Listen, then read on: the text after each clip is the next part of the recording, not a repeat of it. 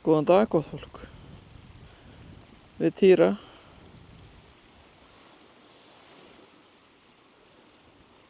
og Eygló busluleifarnar. Við erum staddar í Dalakofanum, Dalakofinn, í 740 metra hæð og klukkan er núna 5:30 að morgni og við erum búin að vera úti frá klukkan 4 í morgun að taka myndir. Það gætu komið nokkra góðar hérna. Við erum hérna með Sólveigu Stoltzenwald sem er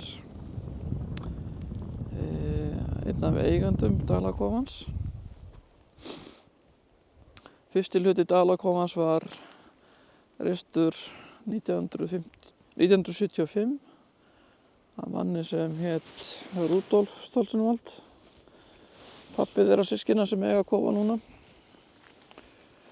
Og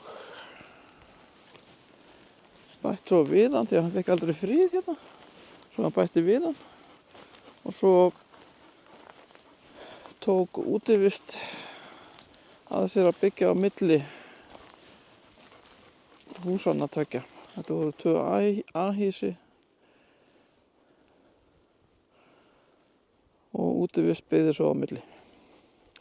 Ég held að sé aðstæða fyrir 22 manns, eða 22 gesti. Það er þarna ágætis eldhús. Það er virkilega góð aðstæða þarna. Hérna, ekki þarna heldur hérna.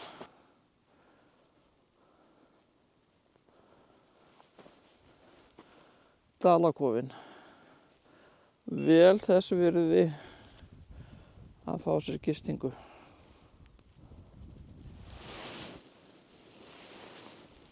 Algjört konfekt fyrir þá sem unna íslenskri náttúru, víðáttu og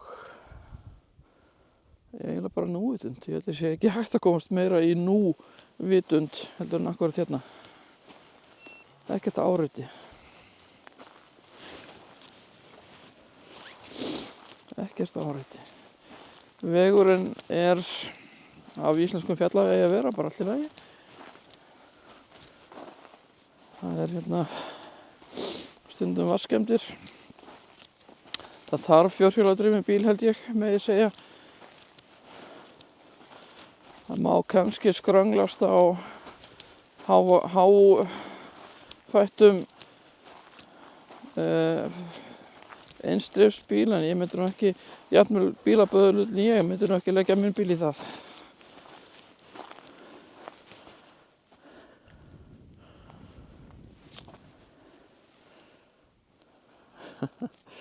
Sólin er þarna yfir Píri, P-I-R-I, eða Píri. Nú ekki Píri, en áhrifin af Píra eru jafn sterk og af Píri.